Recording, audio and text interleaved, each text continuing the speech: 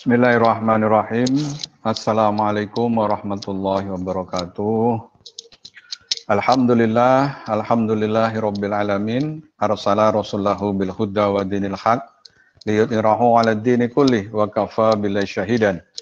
Asyhadu an la ilaha illallah wahdahu la syarikalah wa asyhadu anna Muhammadan abduhu wa rasuluh. Allahumma shalli wa sallim wa barik ala sayyidina Muhammadin nabil ummi wa ala alihi wa sahbihi wasallim.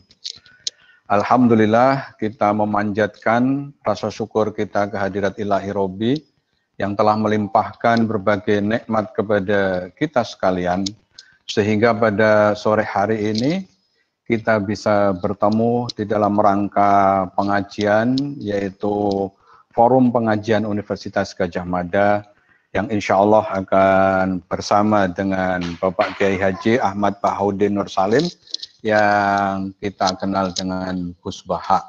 Sholawat dan salam semoga terlimpah kepada junjungan kita Nabi Agung Muhammad Sallallahu Alaihi Wasallam beserta para keluarga, para sahabat, dan insya Allah sampai kepada kita sekalian. Allahumma amin. Untuk memperlancar acara Forum Pengajian Universitas Gadjah Mada, mari kita awali dengan membaca basmalah bersama-sama. Bismillahirrahmanirrahim. Insya Allah dengan bacaan basmalah maka acara dari awal sampai akhir akan berjalan dengan lancar dan senantiasa memperoleh keberkahan dari Allah Subhanahu wa Ta'ala. Selanjutnya akan ada sambutan. Sambutan yang pertama akan disampaikan oleh yang terhormat Profesor Nizam selaku Ketua Forum Pengajian Universitas Gadjah Mada. Kepada Profesor Nizam dipersilahkan. Terima kasih Ustadz Sentot. Yang saya hormati Kiai Haji Ahmad Bahaudin Nur Salim, Gus Baha. Yang saya hormati Pak Rektor serta seluruh pimpinan Universitas Gadjah Mada, rekan-rekan dekan dan seluruh sivitas akademika yang berbahagia. Adik-adik mahasiswa sekalian, Assalamualaikum warahmatullahi wabarakatuh.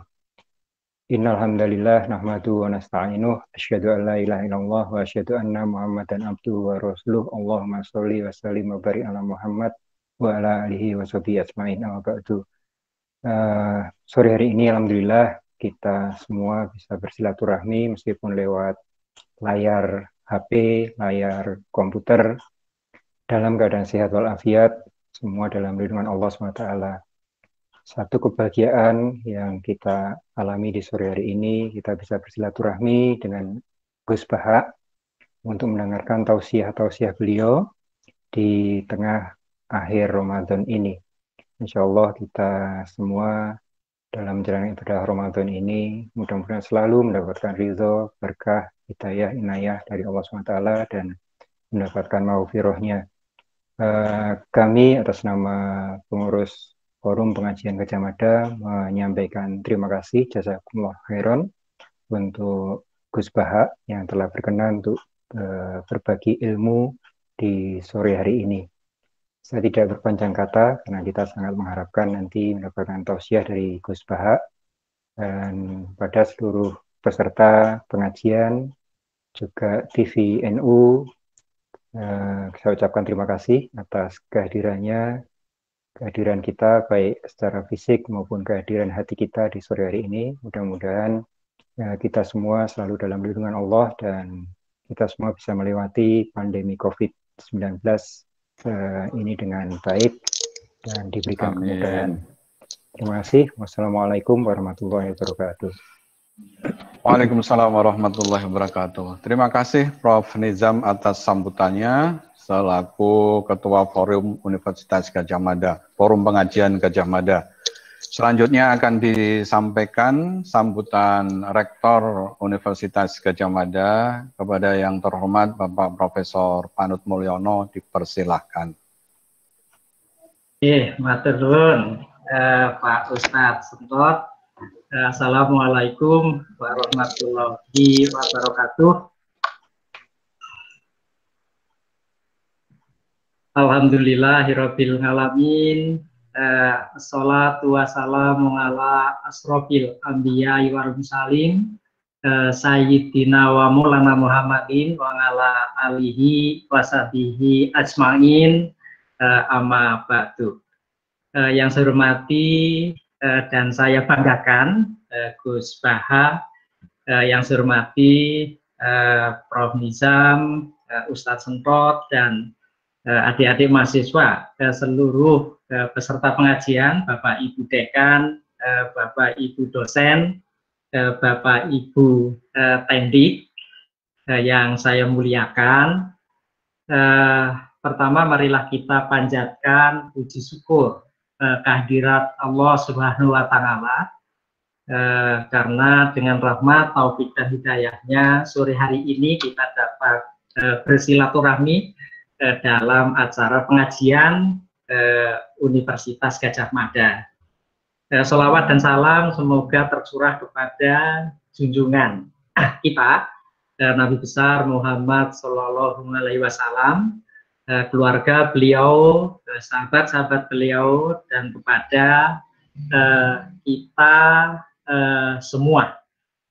Bapak Ibu yang saya hormati, kami atas nama Universitas Gadjah Mada mengucapkan terima kasih yang sebesar-besarnya kepada Gus Baha, kepada DPNU, dan kepada seluruh hadirin serta panitia yang telah mengatur sehingga pengajian ini dapat berjalan dengan baik secara daring. Tentu sore hari ini kita akan mendengarkan tausiah dari Gus Baha yang mudah-mudahan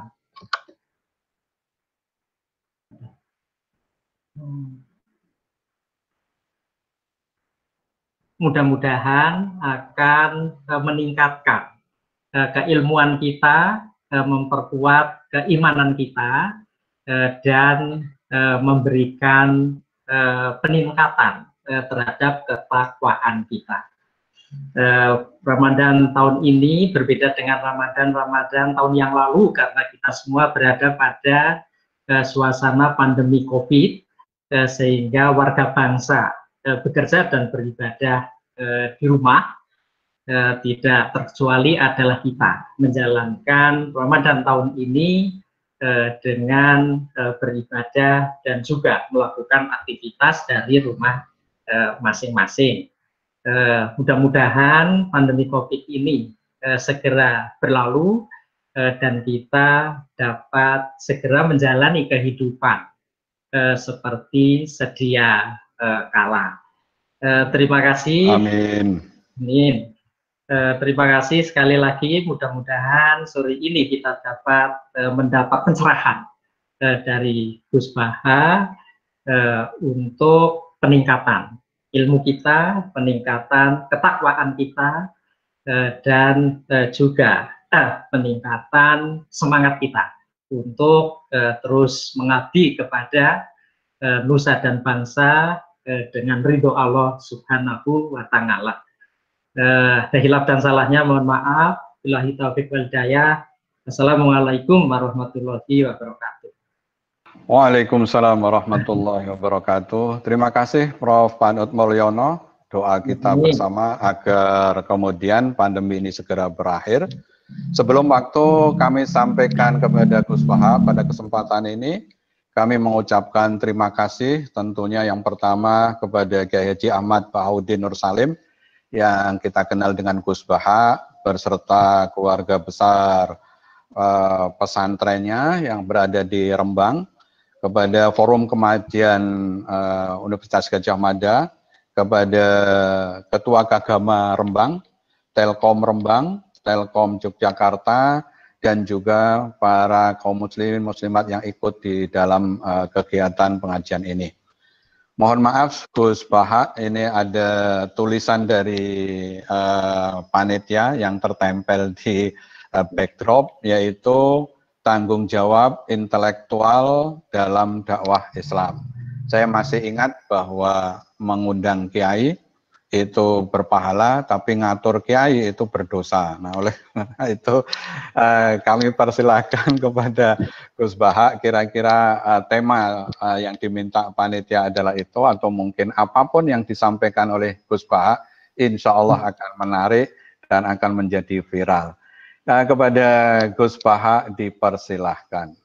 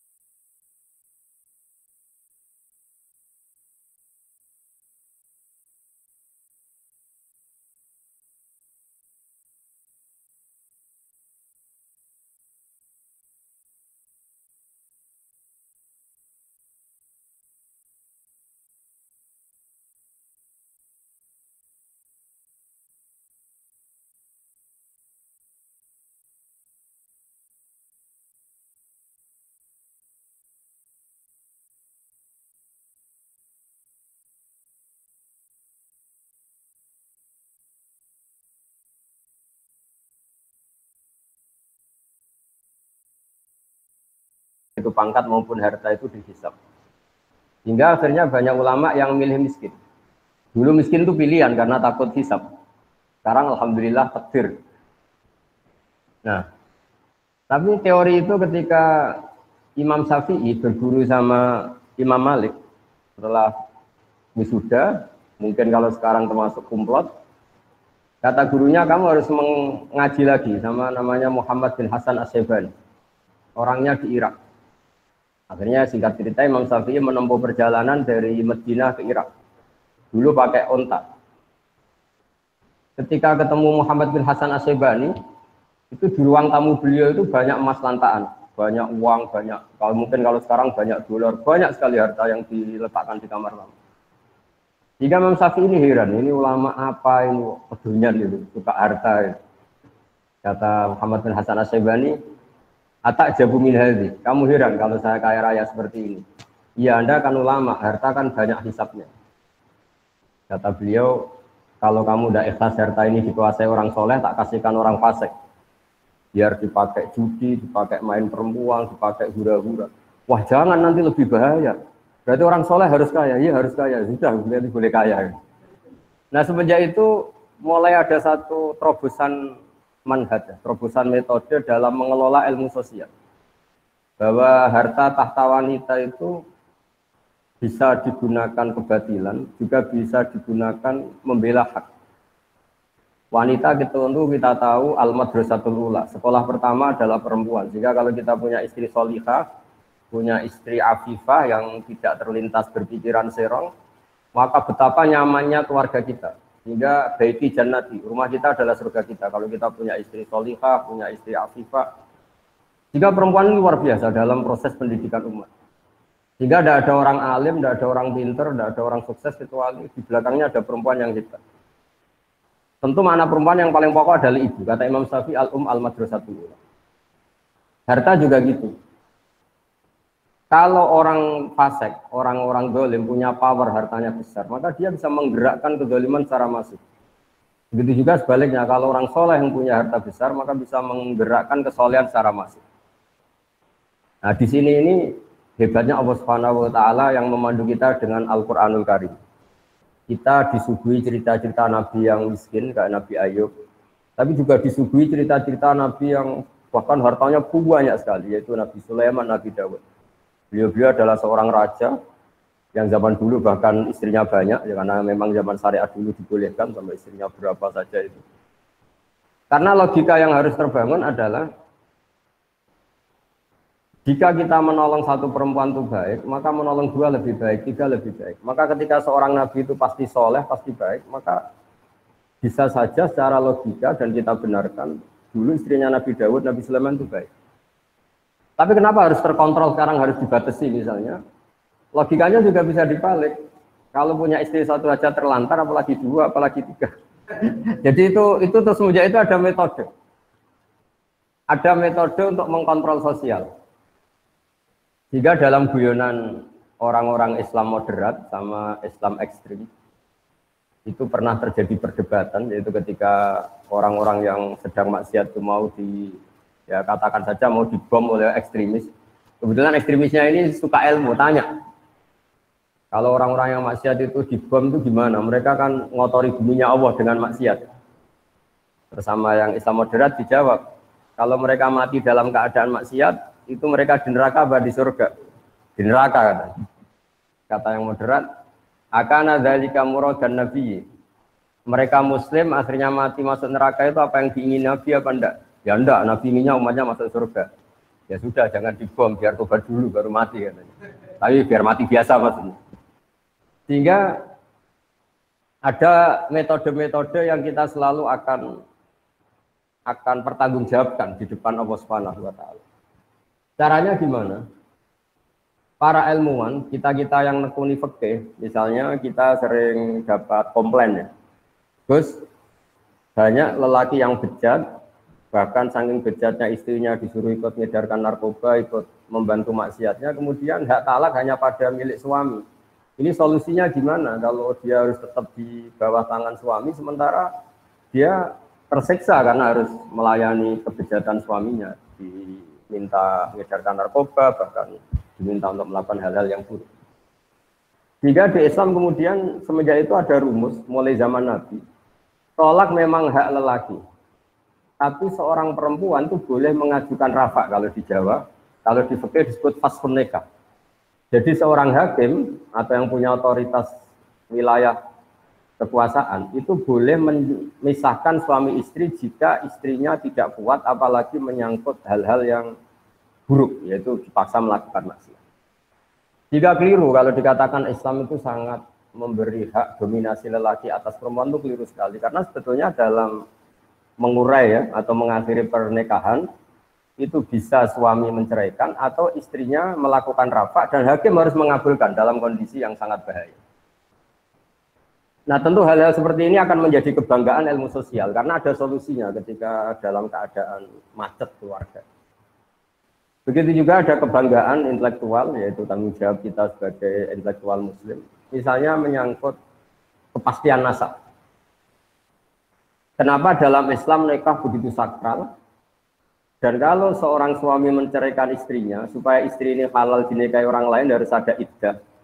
Iddah itu ya kira-kira masa jeda yang ada kepastian bahwa rahim perempuan ini sama sekali nggak ada sperma dari suami pertama.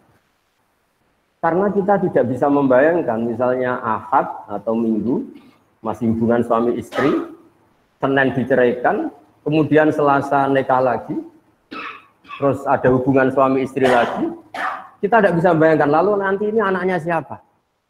Mungkin orang modern akan bilang ini lewat tes DNA gitu, tapi itu keribetan. Apalagi kalau nanti anaknya wajahnya mirip suami pertama, mirip kedua, agak jelas itu kan, masih kecil itu. Itu ribet.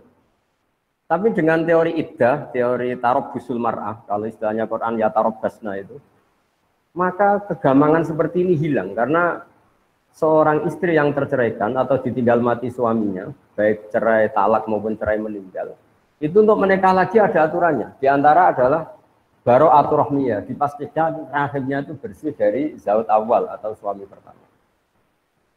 Nah, keilmuan yang bertanggung jawab atas substansi masalah ini juga ditekuni oleh ulama. Termasuk yang paling ekstrim adalah, dan ini sering saya utarakan ketika ngaji saya, absolutisme kebenaran dalam tauhid. Saya ulang lagi ya, absolutisme kebenaran dalam tauhid. Itu banyak ilmuwan tauhid, ulama tauhid, yang saking ekstrimnya memang mengatakan bahwa orang yang sudah iman, yaitu bersaksi la ilaha illallah Muhammadur Rasulullah, itu tidak akan batal meskipun dia koruptor, meskipun dia maling, meskipun dia penjahat. Itu kan satu hal yang menurut ilmu sosial itu kayak paradok. Bagaimana Islam yang luhur, kemudian Islam yang luhur, iman yang luhur ini nggak bisa dibatalkan oleh kebejatan perilaku pelakunya atau pemeluk Islam. Kata pakar ahli tauhid, dan itu berdasar hadis sahih, mangqala la ilaha illallah dakhalal jannah. Ya, mangqala la ilaha illallah dakhalal jannah. Nabi suatu saat kelihatan senyum-senyum ceria. Kemudian ditanya oleh Abu Dzar, kebetulan di pinggir beliau ada Abu Dzar, "Ya Rasulullah, kenapa engkau senyum-senyum?" Barusan Jibril datang ke saya dan memberi kabar saya bahwa siapapun dari umatku yang bertauhid secara benar, maka dia pasti masuk surga. Meskipun wa in zana wa in saraka, meskipun pernah zina, pernah maling. Itu Abu Dzar sampai 3 kali tanya, "Yang benar ya Rasulullah, masa pernah gitu masuk surga?" Ya, kata Nabi, sampai 3 kali. Nah, saya pernah ditanya seorang dosen, tanya, "Gus, bagaimana itu bisa terjadi satu kesakralan iman yang boleh atau enggak terganggu oleh kesalahan perilaku pemeluknya, yaitu wa in zana wa in saraka?" Saya baca beberapa syarah hadis itu, termasuk di Syarhun Nawawi. Jawabannya adalah, di sini Nabi sedang menerangkan absolutisme kebenaran. Bukan masalah membolehkan zina apa enggak. Tentu zina tidak akan pernah boleh, maling tidak akan pernah boleh. Tapi Nabi ingin mengatakan absolutisme kebenaran itu enggak terganggu oleh pelakunya. Kita yang punya gelar ya bilang 1 tambah 1 2. Yang enggak punya gelar ya bilang 2. Musuh kita ya bilang 2. Rektor Al-Azhar ya bilang 2. Anak yang penggembala kambing yang bilang 2. Semuanya akan bilang 2. 1 tambah 1 akan bilang 2. Karena kebenaran 1 tambah 1 2 itu enggak boleh bersyarat. Boleh mengatakan 2 kalau Anda rektor, boleh mengatakan 2 kalau Anda soleh. Kalau tidak soleh kamu harus mengatakan 3, tidak boleh. Kebenaran absolutisme harus sah, siapapun yang mengatakan itu. Sama, kebenaran bahwa Allah Tuhan itu selalu sah, siapapun yang mengatakan itu. Bahkan orang yang berkafir 100 tahun, dia kafir, saat itu melafalkan la ilaha illallah maka imannya langsung sah. Padahal berpuluh-puluh tahun dia kafir. Karena kebenaran absolut akan selalu sah tanpa memandang pelaku. Nah, ini namanya substansi kebenaran. Ini nggak akan terganggu oleh perilaku sosial. Kemudian ada ulama yang cara berpikir itu sosial. Bahwa Islam itu bisa menarik karena justru aturan-aturannya itu. Kita sebagai manusia tentu suka kalau negara ini tertib, tanpa perzinaan, tanpa maling, tanpa korupsi. Dan Islam alhamdulillah mengharamkan itu semua dan mengancam itu semua dengan neraka.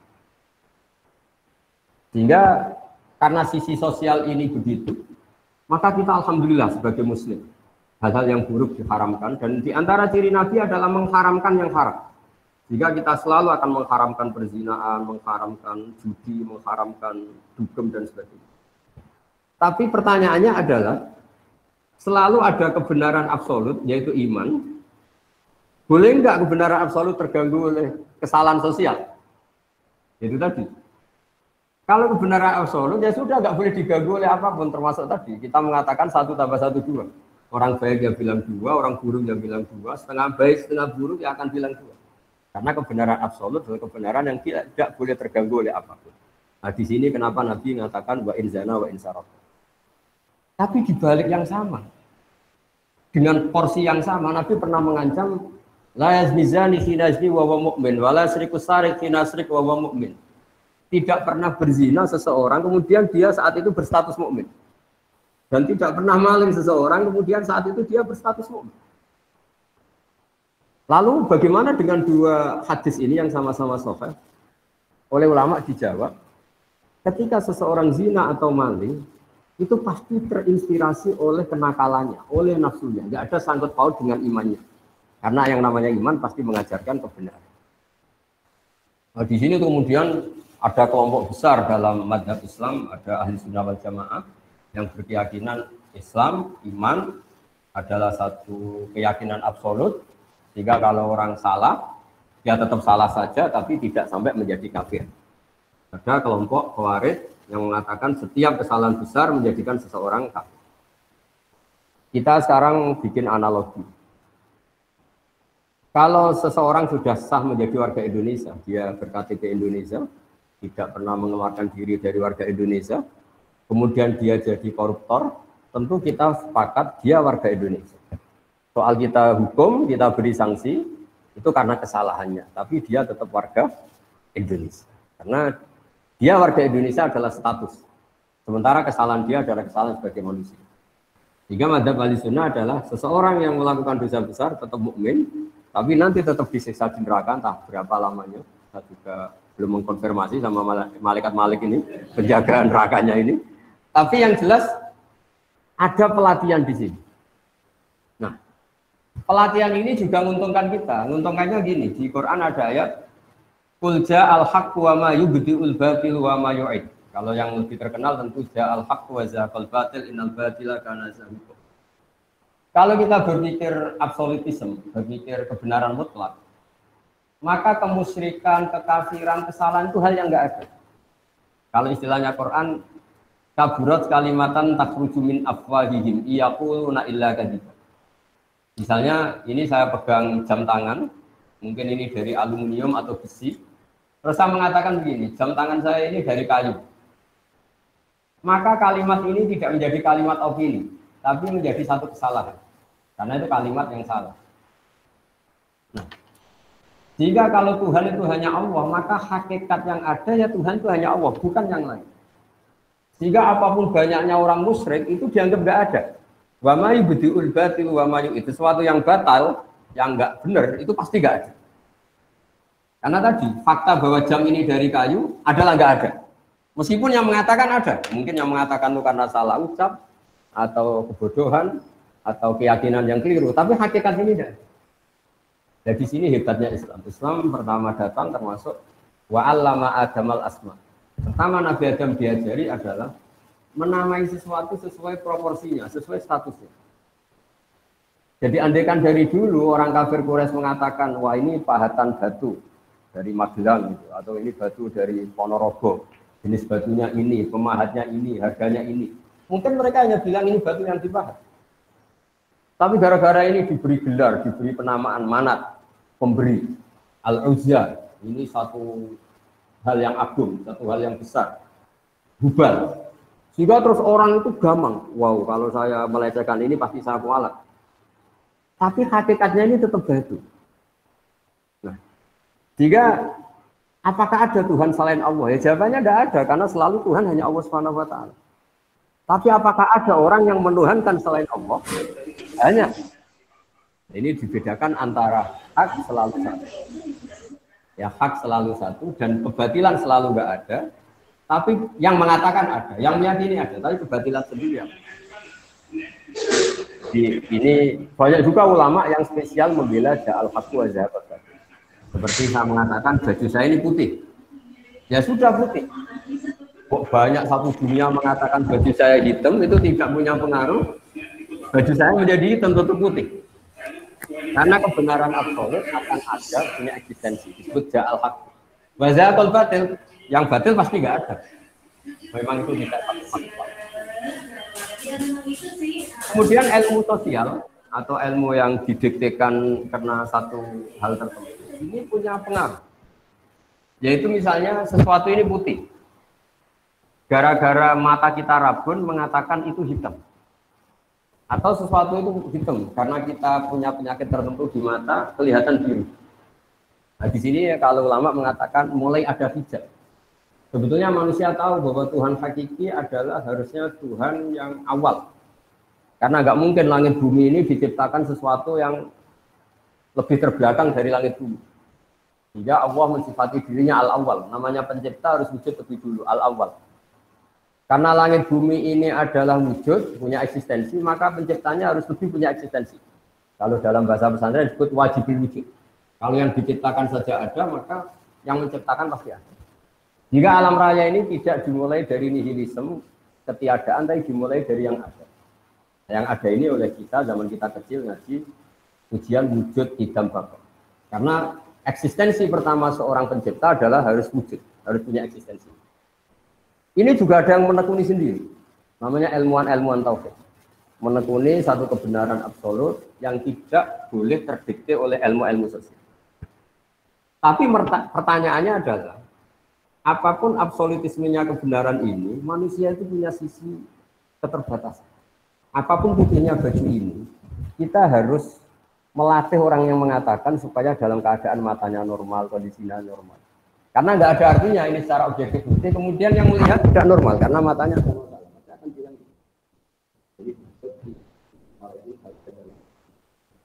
Jadi kalau ada satu kesalahan, pasti ada problem.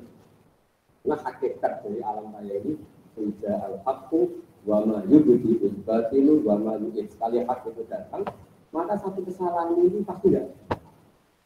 Jika dalam awal surat Kahfi dijelaskan, mereka berkomentar tentang Tuhan seperti ini.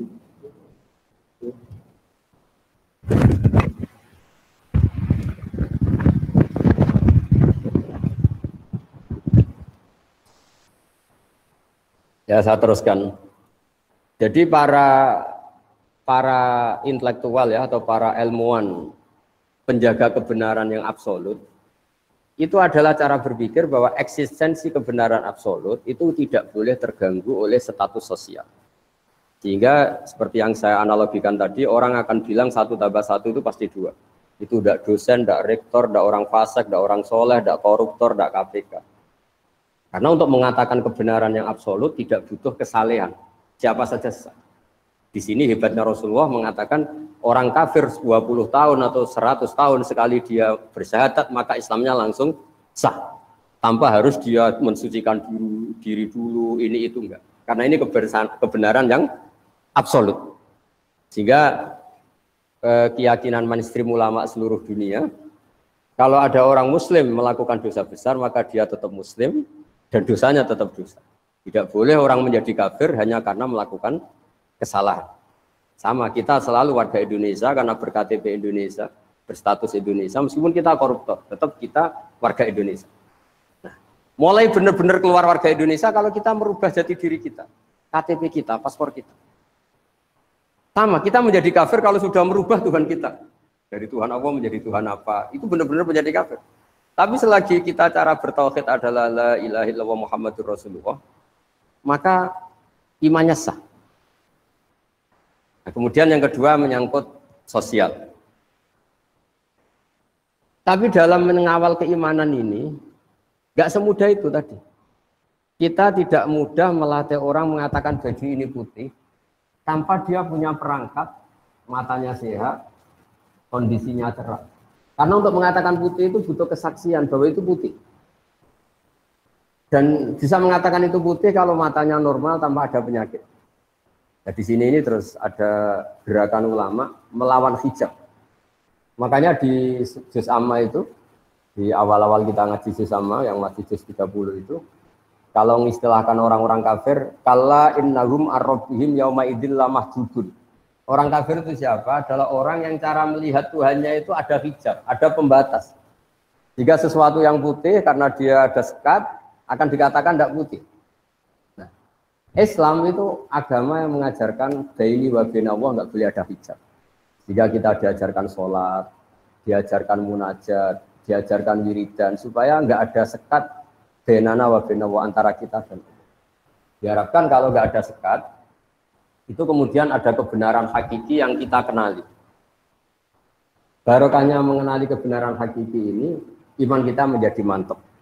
Nah, kalau sudah mantap, itu yang istilahnya Allah dijelaskan, yusabbitu Allahu alladziina aamanu bil qawli tsabiti fil hayatid dunya fil akhirah. Bahwa orang mukmin akan ditetapkan imannya sebagaimana iman itu sendiri adalah al-qauli tsabit. Memang satu statement atau satu status atau satu fakta yang nyata. Beda dengan orang kafir ketika misalnya menyembah batu atau menyembah manusia, nanti di akhirat sama Allah dipanggil, Tuhan kamu siapa? Batu Gusti. Tuhan kamu siapa? Manusia ini. Mana itu? Setelah dipertontonkan ternyata mereka ada siapa-siapa. Ini yang disebut mereka didatangkan bersama Tuhan-Tuhan yang mereka sembah. Wadalla anhum ma kanu yaftarun. Kemudian ini semua enggak ada guna. Sebagai mukaddimah, saya memang orang yang sangat fanatik supaya umat Islam berpikir tauhid secara benar. Dan itu penting sekali karena semua nabi kalau mengistilahkan dirinya itu qul inni ala bayyinatin mir rabbi. Syarat iman itu harus melihat kebenaran itu, orang Jawa itu cetha welo-welo, harus sejelas-jelasnya. Kenapa kita pertama mensifati Tuhan itu wujud misalnya? Karena alam raya ini terlanjur wujud, punya eksistensi. Kan nggak mungkin sesuatu yang wujud kemudian penciptanya sendiri tidak wujud. Itu nggak ketemu akal. Pakai fayakunul adamu yakhluqu mawjudan. Bagaimana sesuatu yang nggak ada, yang harusnya nggak bisa jadi faktor, kemudian menyebabkan sesuatu yang ada. Oh kalau gitu alam raya ini penciptanya atau Tuhannya siapa? Ya sifati saja zat yang wujud. Akhirnya kita nyifati wujud. Berhubung pencipta tentu wujudnya lebih dulu. Akhirnya kita sifati qadim atau awal. Wujud idam atau kidam. Kidam, qadim, awal. Masa pencipta kalah dulu sama yang diciptakan. Kemudian karena pencipta ini super, mesti nggak ada yang mengalahkan. Lalu kita sifati bako atau akhir, nggak akan punah. Wujud, idam, bako. Terus mukhalafatul lil hawadisi. Karena pencipta adalah tidak makhluk, makhluk tidak pencipta, maka semua apa-apanya harus berbeda. Maka kita sebut mukhalafatul lil hawadisi, atau kalau dalam bahasa Quran disebut al-qayyum. Zat yang berdiri sendiri. Sehingga kalau kita di antara doa Nabi katanya ada ayat yang langsung saya ambil dari aras, yaitu ayat kursi Allahu la ilaha illa huwal hayyul qayyum. Zat yang eksistensinya tidak butuh yang lain. Beda dengan kita. Kalau dalam ilmu tasawuf, apapun hebatnya kita, meskipun kita penguasa dunia sekalipun, itu kalau dalam ilmu tasawuf nggak makan lemes. Bagaimana kita katakan penguasa dunia sementara nggak minum lemes, nggak makan lemes. Kerennya gimana? Kita hanya bergantung sepiring nasi, bergantung segelas air. Tapi kita memaklumatkan diri sebagai penguasa dunia. Sehingga itu betul-betul dhaif, betul-betul kita ini makhluk yang lemah. Sehingga ketika Allah mencibir Fir'aun atau mencibir Namrud, itu hanya dengan kata-kata, kalau dia Tuhan, itu dia harusnya nggak makan. Bagaimana Tuhan kemudian kalau nggak makan kangkung itu lemes, nggak makan nasi itu lemes, itu nggak kebayang. Jika Allah mensifati dirinya, wa huwa yut'imu wa la yut'am. Saya ini Tuhan. Sifat dasar saya itu yut'imu, memberi makan, dan saya tidak perlu makan. Ketika Allah mensifati hubungannya dengan makhluknya, saya pemberi rizki, dan saya tidak butuh mereka memberi rizki saya. Wa ma khalaqtul jinna wal insa illa liya'budun. Saya tidak menciptakan manusia dan jin kecuali mereka supaya mengenali saya, menyembah saya. Ma uridu minhum rizqi wa ma uridu minhum ayutimun. Saya tidak ingin mereka memberi rizki ke kita dan mereka memberi makan ke kita. Para intelektual ini juga berpikir keras supaya tauhid ini terjaga dengan berpikir yang baik, dengan akidah yang baik, dengan logika yang baik. Nah, ini penjaga-penjaga ja'al haqqu wa zahaqal batil innal batila kana zahuqa. Hak itu yang punya eksistensi, barang yang enggak hak itu selamanya hakikatnya enggak. Pemeluknya banyak, pengikutnya banyak, tapi hakikatnya enggak pernah. Karena yang dikatakan hakikat adalah sesuatu yang punya eksistensi absolut. Jika misalnya hakikat Tuhan ya tetap satu, hakikat Tuhan ya hanya Allah, bukan Lata, bukan Hubal, bukan dan sebagainya. Sehingga kalau ada kalimat yang salah, itu yang ada itu yang mengatakan, bukan kalimat itu. Kalimat sendiri itu tidak punya konklusi apa-apa, karena memang nyatanya tidak ada. Makanya kata Allah, kaburat kalimatan takhruju min afwahihi. Itu menjadi kalimat, menjadi kata-kata, karena diucapkan oleh lisan, tapi tidak menunjuk hakikat. Jadi misalnya saya mengatakan baju saya ini hitam, itu menjadi kata-kata yang saya ucapkan. Tapi tidak menjadi kalimat yang menunjukkan kebenaran, karena itu salah. Jika kalau kalimat yang salah itu istilah Tuhan, itu kalimat yang menjadi kata-kata karena keluar dari mulut. Yang benar adalah al-ismu ya dulu alal musamma. Kalau sudah menjadi kalimat, misalnya ini saya katakan jam, ya memang benar-benar jam. Kalau ini saya katakan pulpen, harus benar-benar pulpen. Yang namanya al-ismu harus ya dulu alal musamma. Namanya penamaan harus sesuai hakikat yang dinamai.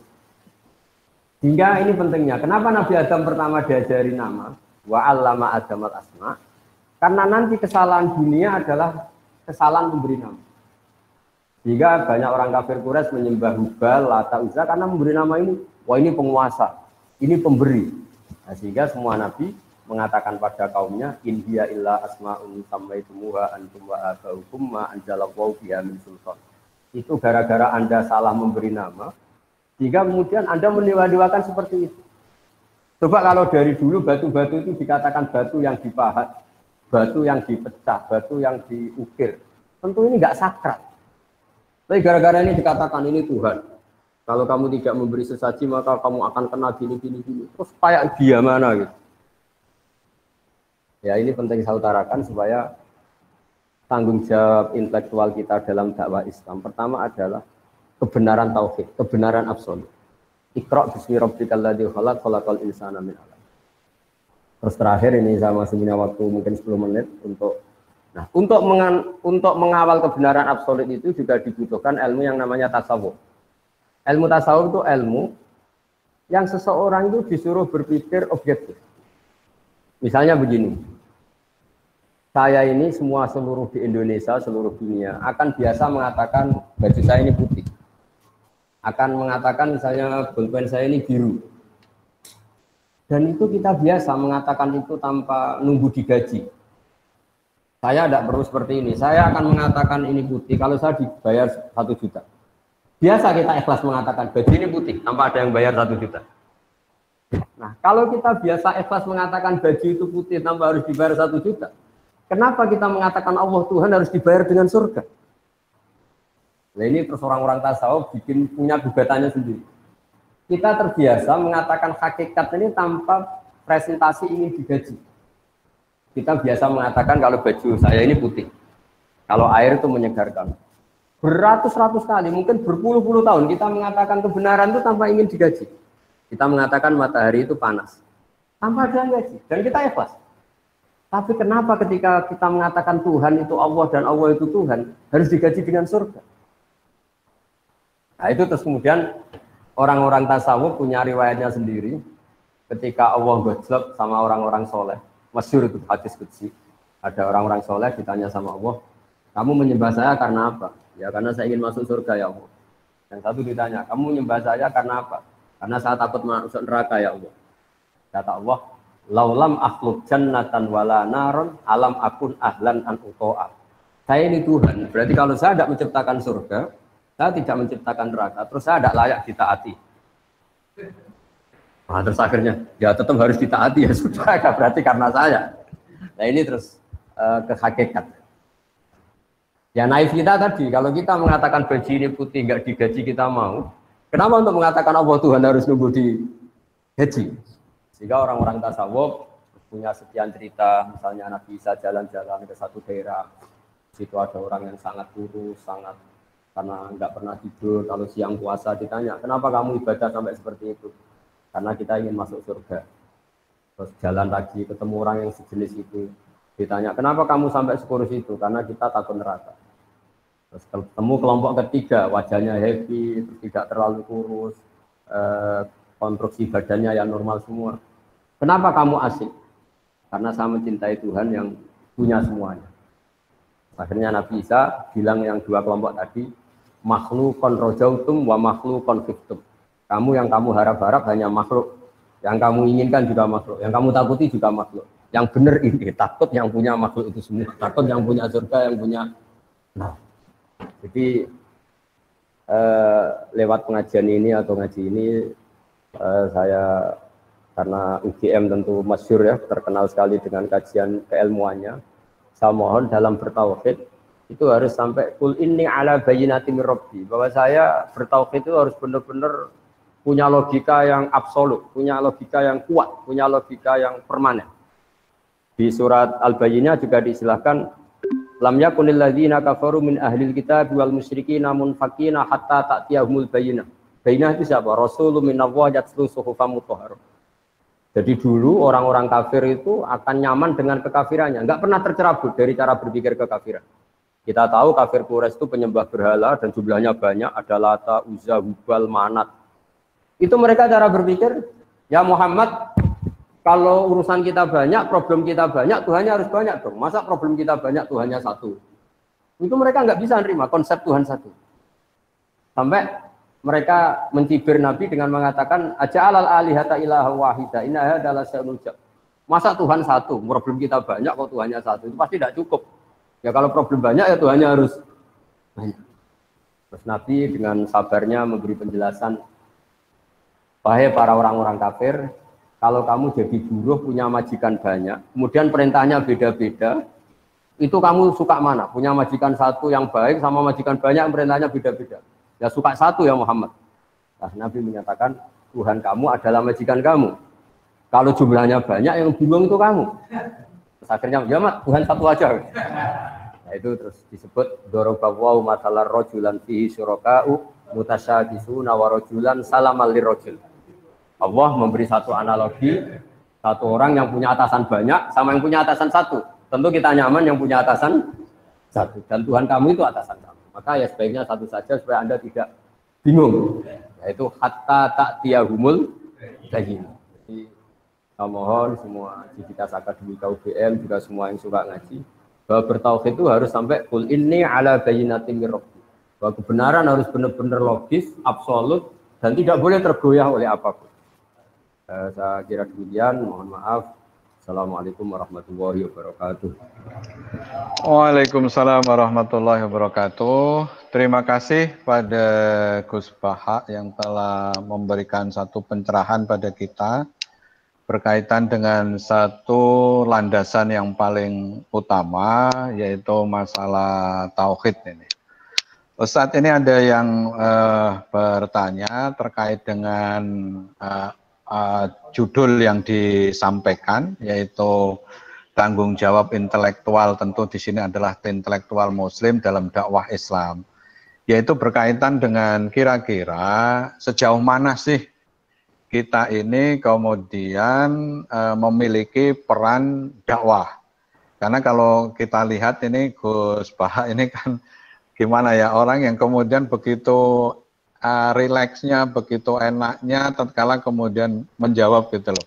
Apakah engkau itu mau berjuang untuk Islam? Itu kan sudah ada tanggung jawab Allah. Nah, tetapi kan kita sebagai seorang intelektual di dalam kampus itu kan ada tadi bahwa kita sebagai seorang Muslim di sisi lain kemudian juga punya kewajiban untuk memberikan value, memberikan nilai yang sekarang itu begitu begitu banyak penawaran terhadap nilai-nilai itu. Kalau kita ingin seperti Gus Baha kan ya tidak mungkin kan gitu loh. Nah, kira-kira balik lagi, kira-kira sebagai seorang intelektual itu bagaimana berkaitan dengan proses tanggung jawab dakwah, berkaitan dengan proses belajar keagamaan. Terima kasih Gus. Oh ya. Jadi memang kenapa saya sering bikin statement Islam itu tidak usah kamu pikir, itu pasti diurusi oleh Allah Subhanahu wa Ta'ala. Sebetulnya itu bentuk counter ya, karena banyak pemikir Islam yang karena mungkin kurang baca atau nekuni Islam, justru gara-gara pikiran dia ini Islam tambah ruwet. Dan reportnya itu di atas namakan Islam. Jika saya mengcounter itu dengan mengatakan Islam itu tidak usah kamu pikir, karena panduannya jelas. Kita nggak usah mikir Islam pun, kalau sesuai panduan Islam, pasti dengan sendirinya itu dakwah. Karena Islam wajibkan mengajar. Islam mengharamkan kitmanul ilmi, menyembunyikan ilmu. Kalau ada kesusahan, Islam juga mengancam, tidak termasuk umatku, dia tidur kekenyangan sementara tetangganya kelaparan. Tidak termasuk umatku orang yang membiarkan sekelilingnya bodoh sementara dia pinter. Jadi sebetulnya kalau mengikuti panduan-panduan Islam itu bagus. Problemnya kalau hak mikir ini kita berikan sama nyuwun sewu mubalek atau ustadz atau kiai, semua orang akan punya cara berpikirnya sendiri. Dan itu awal dari ikhtilaf, kata Nabi, sehingga kita sebagai ulama itu membatasi sekali yang namanya pemikiran. Kita utamakan riwayat, meskipun kita tidak meninggalkan akal. Jadi misalnya begini contoh paling gampang ya. Ada orang dengan pengalaman tertentu, dengan trauma tertentu, kemudian terus pidato begini. Kiai itu harus kaya, dosen itu harus kaya. Kalau dosen tidak kaya, tidak bawa mobil, tidak dihormati mahasiswa. Masa dosen pakai ondel? Ini kan traumanya dia, mungkin dia pernah bawa ondel, ditertawain mahasiswanya atau ditertawain umatnya kalau kiai. Tapi kemudian dia bikin ukuran, untuk bikin ukuran kalau ingin dihormati kamu harus bawa mobil. Pertanyaannya adalah, mana ada target dalam Islam supaya orang dihormati? Target dalam Islam adalah orang nyari ridhonya Allah, bukan ingin dihormati. Nah ini yang kemudian kan tuh jadi lucu, masa orang digerakkan, kiai harus kaya, kalau nggak kaya nggak dihormati, dosen harus bawa mobil, kalau nggak mobil nggak dihormati. Pertanyaannya, target ingin dihormati ini pikiran Islam atau pikirannya dia? Nah, tentu kita tetap tanggung jawab terhadap perjalanan agama ini, kita memberi kontribusi, tapi dengan cara tadi. Saya ulang lagi, dengan cara riwayat. Kenapa saya katakan dengan cara riwayat? Karena kalau analogi sosial, itu tidak ada selesai. Misalnya begini, saya sering ditanya, Gus, sebaiknya orang itu ramah apa enggak? Misalnya kita punya istri, sebaiknya ramah apa enggak? Itu di Quran itu, ini ilmu sosial ya. Wahai para istri Nabi itu cantik-cantik. Kalau kamu ketemu lelaki lain, itu falah takdokna bil qauli. Justru kamu nggak boleh terlalu ramah. Karena kalau terlalu lama, falah takdokna bil qauli, fayat ma'alladzi fi qalbihi marad. Ada perempuan cantik yang ketemu bapak-bapak ramah, senyum. Mungkin pikiran lelaki ini bukan dinilai ramah. Wah, berarti ini mau sama saya, kan jadi repot. Sehingga kalau ilmu sosial semuanya mungkin ramah yang sesuatu yang baik, tapi orang yang hatinya sakit, ada penyakitnya, kata Allah, fayat ma'alladzi fi qalbihi marad. Kita sopan sama orang sopan terkenal dermawan. Kena penipu, ini dianggap satu objek. Wah, kapan-kapan nipu orang ini ya, potongannya kok gampang ditipu. Jadi ilmu sosial itu ilmu yang mengeruwet. Karena kebaikan sosial ini akan dimanfaatkan orang-orang fasik, orang-orang durhaka untuk keburukan. Sehingga Islam itu mengelola sosial itu ya agak gampang karena memang logika sosial itu. Makanya pertama Imam Syafi'i ngaji Imam Malik itu gejolokannya gini, dan saya mengenang betul gejolokan itu. Ya Syafi'i, wahai Syafi'i, kamu punya dua pembantu. Terus dua pembantu ini yang satu kamu cerdas, yang satu ini cerdas, kamu perintahkan ikhla hadis safra. Batu besar itu coba kamu tarik, kamu bongkar. Fa'inna tahtaha daban, karena di bawah itu ada emas. Terus yang satu nggak tanya, langsung dibongkar. Ketika yang satu langsung bongkar, ditanya, kenapa kamu nggak tanya maksud saya apa? Terus kata pembantu tadi, saya hanya ingin nurut sama jenengan. Jadi nggak penting di bawah ada emas apa enggak. Kalau yang nyuruh jenengan tetap saya bongkar. Yang satu enggak. Kalau ada apanya bos? Ada emasnya. Ya sudah saya bongkar. Kalau nggak ada emasnya ngapain? Kamu seneng mana? Kata Imam Syafi'i ya seneng yang loyal tanpa mikir. Kadang kita beragama itu butuhnya itu sami'na wa ata'na. Ya saya ulang lagi, karena sekali semua agama ini dipikir, itu nanti ya repot. Ya tadi misalnya gini, ini yang tren ya di zaman akhir. Kita misalnya mengkaji sholat.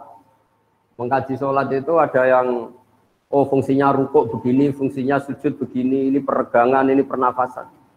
Lama-lama sholat ini kayak senam yoga. Lama-lama ada yang tanya, banyak yang sholat kok penyakitan, ya nggak sholat kok enggak gitu. Jadi kita sebagai ulama itu mikirnya gini, nggak mungkin Allah bikin gerakan tertentu tidak ada hikmahnya. Tapi jangan sampai hikmah ini kemudian yang menjadi alasan hukum itu. Karena kalau hikmahnya rukuk misalnya peregangan, suatu saat ada gerakan tubuh yang lebih efektif untuk peregangan, lama-lama orang meninggalkan rukuk. Nah, Bapak MC, ulama itu berpikir gitu, jadi berpikir ini nuruti akal apa nuruti logika. Kalau nuruti logika tadi takutnya, misalnya puasa itu supaya sehat. Terus ada orang yang bilang, tapi saya kalau puasa malah sakit. Jadi Nah, makanya dalam sisi ilmu sosial ya, logika sosial itu khazanah kita. Saya mungkin termasuk kiai muda yang punya banyak khazanah tentang dialek sosial yang diajukan Allah Subhanahu wa taala kepada para kekasihnya. Karena tebaannya itu banyak. Jadi misalnya tadi ada seorang rektor atau kiai top atau bos itu selalu mikir sama anak buah. Kemungkinannya ini menenabuhkan anak buah karena dipikir majikan tanpa mendelegasikan. Jadi kalau kita terlalu manja sama anak, mikir anak, nanti anaknya seenaknya dia mau mikir bapak. Jadi kalau nggak mikir, anak merasa agak disayang. Ini gimana bapak udah mikir anaknya? Nah, jadi artinya gini. Kenapa saya sering bikin statement agama itu rasa berpikir supaya Allah. Maksud saya, takut saya pikiran ini menjadi pijakan hukum. Padahal sementara pikiran ini bikinan kita. Bukan ada riwayat bersandar dari Rasulullah Shallallahu Alaihi Wasallam. Kayak tadi misalnya kita ngomong kalau kiai tidak bawa mobil nggak dihormati, kalau dosen nggak mobil nggak dihormati. Pertanyaannya, mana ada target dalam Islam ingin dihormati? Jadi itu sebetulnya tentang itu, bukan. Tadi kita tetap bertanggung jawab terhadap perjalanan Islam ini, termasuk hikmah-hikmah tadi. Kenapa ada kebenaran absolut yang kita jaga, yang seperti tadi yang saya katakan. Tapi juga ada kebenaran sosial yang juga harus kita jaga. Jika ada hadis mangkola la ilaha illallah dakhalal jannah wa in zana wa in saraqa, tapi juga ada hadis la yazni zani fi najli wa huwa mu'min. Karena ini untuk menjaga keseimbangan antara kebenaran absolut dengan kebenaran sosial. Ya saya kira giliran. Terima kasih Gus Bahak ya. Ada pertanyaan lain ini konteksnya adalah ada yang mengatakan tentang ilmu yang wajib ain aja wajib kifayah. Nah, ada yang mengatakan bahwa yang wajib ain itu adalah ilmu agama. Nah, wajib kifayahnya itu adalah ilmu-ilmu yang lain. Tetapi ada yang membantah, kebetulan kami ini base camp-nya ada di Fakultas Teknik.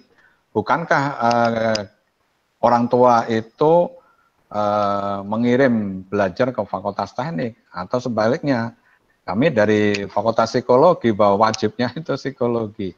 Nah, pemahaman tentang ilmu yang wajib ain, wajib kifayah, berkaitan dengan tadi tanggung jawab, kalau itu intelektual muslim atau mungkin sebagai mahasiswa muslim, itu esensinya seperti apa, Gus? Terima kasih.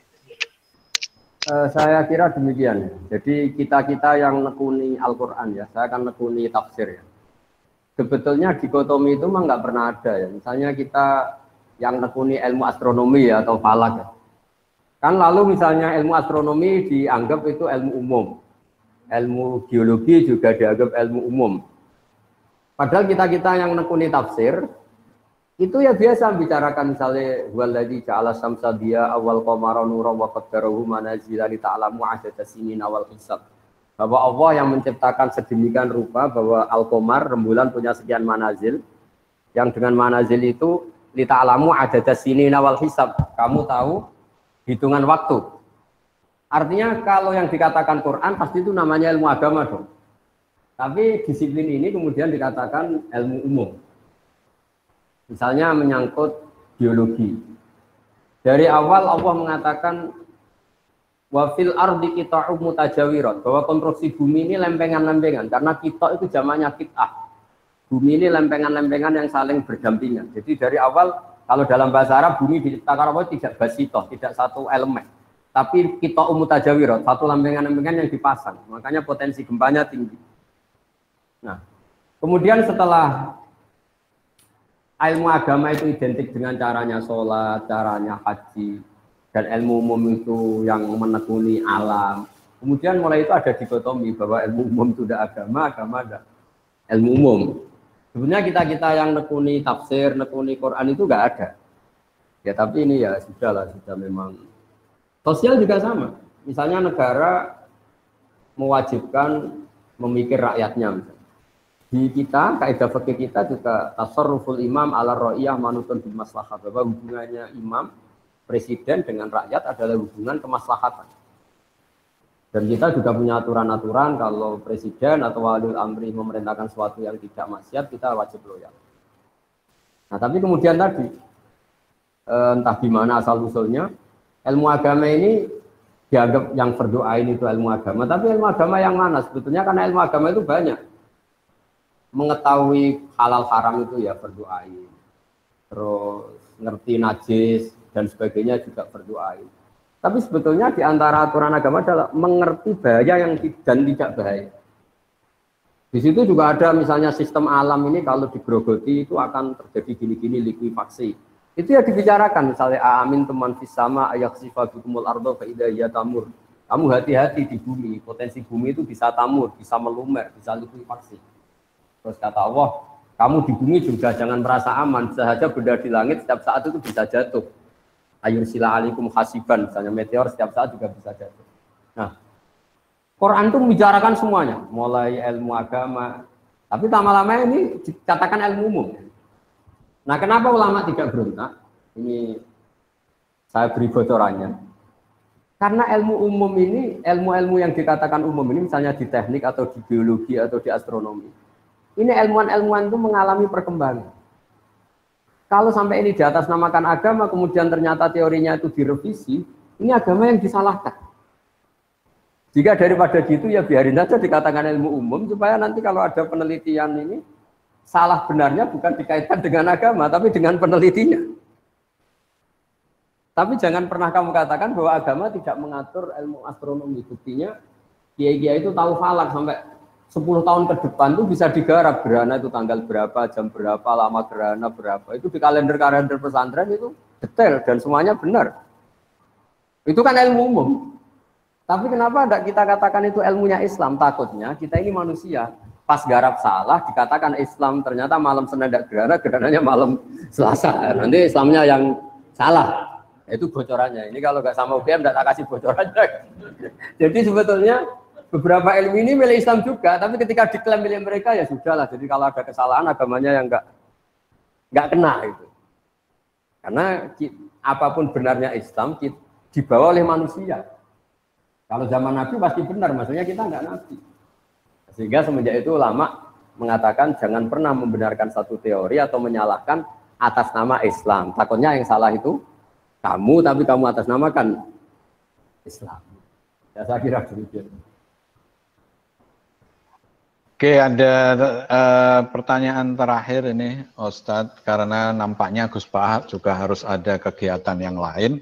Ini berkaitan dengan masalah tauhid yang absolut tadi. Kemudian beliau bertanya dikaitkan dengan pemahaman kafir yang di suatu saat itu pernah menjadi rame itu loh. Jadi esensinya sebenarnya seperti apa sih definisi atau hal yang terkait dengan kafir yang kemudian dikaitkan dengan surat Ya Ayyuhal Kafirun. Saya kira ini pertanyaan yang terakhir karena Gus Bahak ada kegiatan yang lain.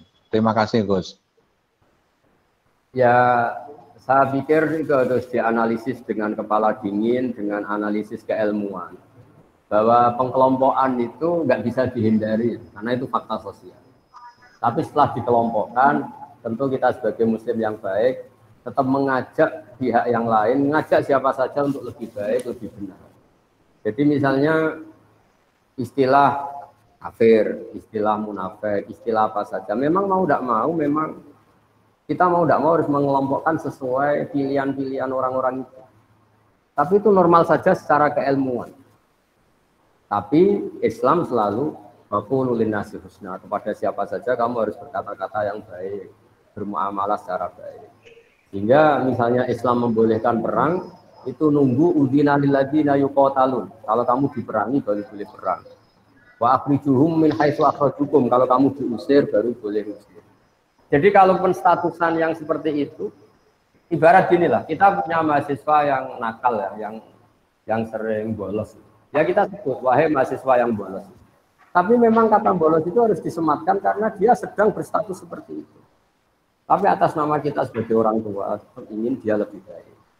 Jadi penstatusan itu bukan hal yang harus menjadi pemecah bangsa, kayak biasa aja.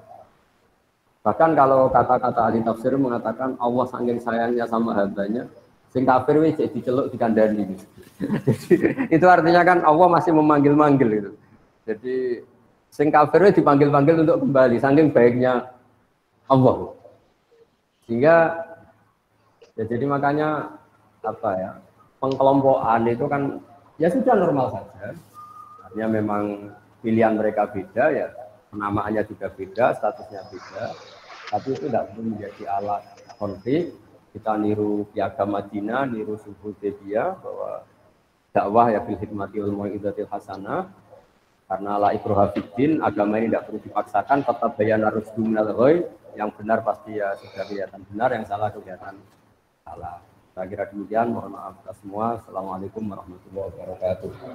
Waalaikumsalam warahmatullahi wabarakatuh. Terima kasih kepada Gus Baha.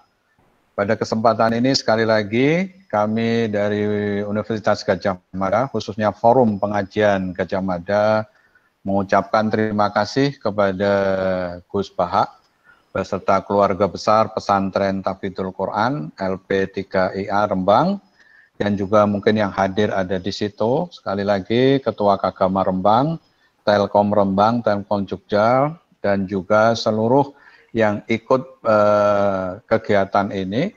Mudah-mudahan ini memberikan satu semangat di era yang sekarang ini, ya saling tadi berkaitan dengan dimensi-dimensi keagamaan dan juga dimensi-dimensi yang terkait dengan keberadaan wabah ini.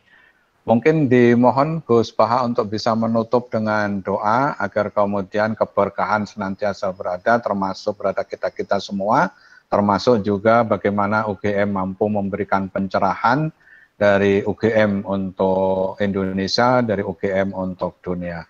Silakan Gus. Bismillahirrahmanirrahim. Alhamdulillah yang rasul ya sallallahu alaihi wasallam ala sayyidina Muhammad wa alihi wasallam asma'in. Allahumma ja'alna ya Allah hadina mahdiyin muhtadin ghairu dhalina wa mudillin.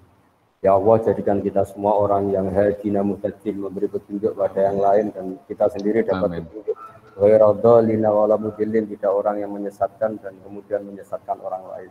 Allahumma ya wa irham mata habibika Muhammad wa aslim mata habibika Muhammad wa tajawaz an mata habibika Muhammad. Allahumma ya ilahana ya Allah, ihdinas siratal mustaqim siratal ladzina an'amta 'alaihim ghairil maghdubi 'alaihim waladdallin. Amin. Nas'aluka bi anna lakal hamda la ilaha illa anta al-hanan al-mannan ya badi'as samawati wal ardi ya hayyu ya qayyum ya dzal jalali wal ikram. Antar syukona ya Allah husnat da'wati ilaika wa husnat tadbiri fi ayat ya Allah. Wa antuqimana fi Indonesia salimin ghanimin mu'afin min kulli bala'in dunya wal akhirah wa sallim al muslimin. Rabbana atina fid dunya hasanah wa fil akhirati hasanah wa qina Muhammad sallallahu alaihi wasallam. Subhana rabbika rabbil izzati amma yasifun. Alhamdulillahi rabbil alamin. Sirrul Fatihah. A'udzu billahi minasyaitonir rajim. Bismillahirrahmanirrahim. Ya kana wa'udhu waladdallin. Amin. Dengan berakhirnya doa tadi, maka berakhir pula Forum Pengajian Gadjah Mada bersama dengan Gus Baha. Saya yang menghantarkan kegiatan ini, mohon maaf apabila ada hal-hal yang tidak berkenan, ada hal-hal yang kurang. Mari kita tutup dengan doa kafaratul majlis. Subhanakallahumma wa bihamdika asyhadu an la ilaha illa anta astaghfiruka wa atubu ilaik. Assalamualaikum warahmatullahi wabarakatuh. Waalaikumsalam warahmatullahi wabarakatuh.